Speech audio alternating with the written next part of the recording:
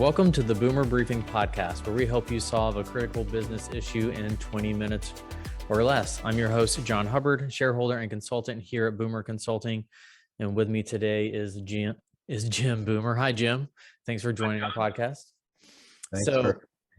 Yeah, absolutely. And as many people know, Jim is our fearless CEO. And usually if you listen to this podcast, then you know that I am typically the one asking the questions. But our topic today is 3 tips for more powerful marketing. And Jim has prepared some questions for me. So Jim, we get to flip the script and I'll just turn it over to you to ask me what questions you have prepared.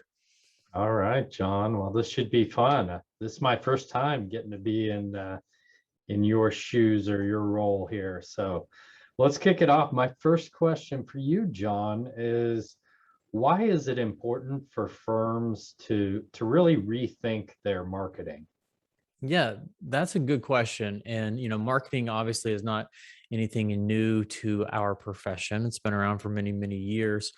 But why I think it's important for firms to kind of rethink how they approach marketing is most of the time, firms are actually communicating the wrong things to their prospects and clients. A lot of marketing is kind of talking about the experience or the knowledge or education of your firm, but in reality, your clients and prospects want to hear about something different. And so, as firms move to offering more advisory and consulting services, frankly, it puts a lot more pressure and need on your firm to be great at marketing. So you do attract more of your ideal clients, and for those that will be using services in the advisory and consulting space. That's a great point. John, I think the other thing is just, as you mentioned, shifting the service lines. The traditional service lines, a lot of them were annuity based services. So your clients just kept coming back. So there's one element that you've got to attract new clients, but also with your existing clients, you've got to use your marketing to educate them on your capabilities and what you can do. So I agree 100%. So what kind of solutions or I guess tips could you give our listeners out there for firms to improve their marketing? Yeah, great question.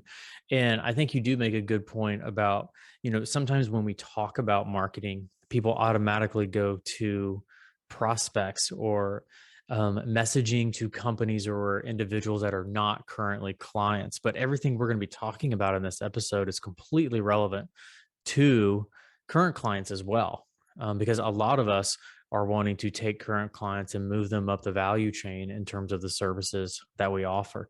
But to get directly to your question there, Jim, one of my first recommendations for firms as they look to improve their marketing is to position themselves as being the guide. So one mistake, again, many firms make in their marketing messaging is they position themselves as the hero in the story that they're trying to tell, right? Now, how does being a hero relate to our marketing? Well, this is how most firms are, positioning themselves. They're positioning themselves as the hero. And they do that by saying, hey, we're the premier firm. We have the best staff. We've been around for 37 years and we were founded by a brother and a sister. And, all this information where we try and build ourselves up because we think if we build ourselves up enough, our prospects and clients will pay attention. But my suggestion is instead of positioning yourself as the hero, actually position your clients as the hero and you position yourself as the guide. So doing that is fairly easy, though it does take being intentional. And that is the more you talk about your clients, the more you talk about their problems, the more you talk about how you actually help them achieve their goals, their dreams, things of that sort, you are positioning yourself as the guide in that story. So instead of talking about yourself, talk about your clients' problems and what they hope to overcome and what they hope to achieve. That's great advice, and I think it's actionable. And you think about it, and people you get them talking about themselves, and they'll go and go and go, and that's because it's easy to talk about yourself because you know it inside out. What's harder is to stop yourself and make yourself talk about the other person. And that is where you're going to really connect with them. So great advice. Um, so if our listeners, took your advice and implemented the recommended solution, what results should they anticipate? Yeah. And I got, some other things to share as well. But um, if you take this advice and you start tailoring your marketing messaging, about your clients and not about yourself, what you'll see is your prospects and clients will actually start paying more attention. They will open more of your emails. They will read more of your content. They will spend more time on your website. And ultimately, you will see an increase in the number of outreaches, contact forms, phone calls, things of that sort. Because people pay attention when you talk about them. I was just talking about being the guide, right? And the way you do that, just to kind of elaborate on it a little bit more, is a guide needs two things. A guide needs empathy and authority. Okay. Without both of those things, then you cannot position your firm as the guide. So empathy means you understand your client's problems. That's why I've made the recommendation. The more you talk about your client's problems that they're facing, the more that positions you as the guide, because you have to understand that your clients wake up thinking about themselves and the goals they're trying to achieve. So if you talk about the problems, they're going to tune in on that. The authority piece is where you can start to talk about, a little bit of how you have been there before, how you've done, what your clients are trying to do, how you helped other clients reach their goals. So you have to express empathy and authority. But kind of getting to your question about what type of results would you like to see is really accelerated when you give clients or prospects a clear three-step process. All right. So let me expand on that. So you're positioning yourself as the guide in your marketing now. Well, clients need to know how to engage you, how to do business with you. And Jim, we've all been to firm websites where we kind of click on their website. We see a lot of vague marketing and messaging, things like reach greater heights or, soaring above the clouds, like that type of language. And people are like, well, what does that mean? You know, is that a good fit for me? Am I a good client, for you? There's just a lot of vague wording being communicated in your marketing. So one thing we really, really encourage you to do is give your clients a real simple, clear three-step process to reach out to you, to experience success with you. So if you go to most firms' websites right now, contact us is the main button you see. Contact us or, something like that. We really recommend in all of your landing pages for all of your services, things of that sort, have three simple steps that you articulate. Things like step one, schedule discovery call. Step two, we'll reach out, create a game plan together. Step three, you'll experience, access and see results. Something like that. I just made those up on the fly, but being able to give your clients a clear three-step process for what it means to engage with you and do business with you, you will see an increase in people clicking that button. No one runs quickly into darkness, just how most people don't enjoy clicking that contact us button, that they have no idea what is going to happen next. So Jim, as you've kind of interacted with firms and, talked to them, about their marketing or kind of looked at their marketing, do you often find that firms are too vague in kind of what they're communicating?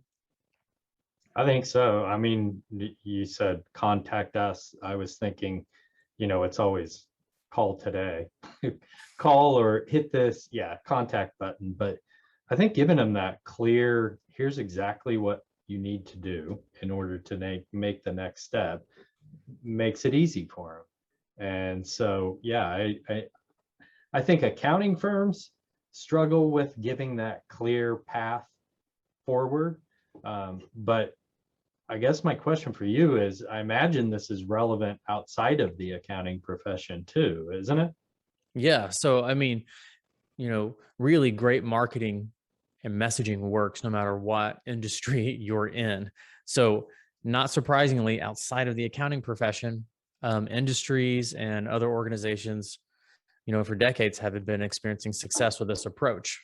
Um, and now it's our time in the accounting profession to be able to really capitalize on that and say, again, connecting it back to how most firms are looking to grow into the future in that advisory and consulting space. And we have to communicate more clearly. We have to, communicate in a more compelling way to get people to be interested in how we can improve their lives. So, this framework and some of the tips I'm giving you here have been used in Fortune 500 companies for a while now. I mean, large companies are using this approach and seeing a lot of success. So, at the end of the day, no matter who you're communicating to, the person receiving your communication, they love clarity. They love to easily understand what it is you're trying to communicate. They love to understand what steps or recommendations you want them to take to move forward. And they want all of that in probably 10 seconds or less, right? They want to land on your webpage and be able to real quickly know exactly what they should do to experience success with you. So it's definitely relevant outside the accounting profession. Yeah, and I'd actually say probably historically it's been more relevant outside of the accounting profession than inside. I think earlier you said now it's our time, and I would agree with that 100%. It hasn't been a huge focus, so this has been great. So for our listeners, thinking, well, what's the first logical next step that I could take to make some progress here? Yeah, absolutely. So, some of these tips that I'm giving you come from a framework called Story Brand. It's a 7-part framework for developing your marketing messaging. So, I'm actually going to give you a couple next steps, and you can choose which one is most relevant for you. I would encourage you to read the book Building a Story Brand. It's a real easy read, but if you want to dive into these concepts a little bit more, I would definitely check that book out. The other thing I would recommend you do is actually go to boomer.com. Go to boomer.com/marketing and take a look at our marketing page and do it twofold. See what we have on our webpage. And now that you kind of got some insider tips on kind of how to make your marketing messaging more compelling, you can view our webpage to see exactly what we're doing. And you can say, I see they're making it more clear. I see their 3-step process. I see that, they have scheduled discovery call button, things of that sort. But sometimes it's just really helpful to see how some of these marketing messaging approaches are actually being applied. And then if you have any questions on that, or if you want a deeper dive into kind of your marketing or your website, then simply fill that form out on our site and we'd be happy to chat with you about that. All right, great. Well, I appreciate. It's always great to talk to you, John, and I appreciate you answering a few of my questions here. So, and it was an interesting experience for me to be on the other side of the questions here. So, Yes, it is. I mean, you've been a great interviewee, and so it's nice to kind of flip the script a little bit. But for those listening, if you like these types of topics, if you like the fact that, we're diving into marketing here, and maybe next week we're going to dive into a leadership related topic or a technology related topic, I would encourage you to go ahead and subscribe to this podcast. We release new episodes every Tuesday morning. I don't believe we've missed a Tuesday morning yet since we've launched this podcast, knock on wood. So go ahead and subscribe. But Jim, as always, it's a pleasure chatting with you. Thanks so much. Thanks, John.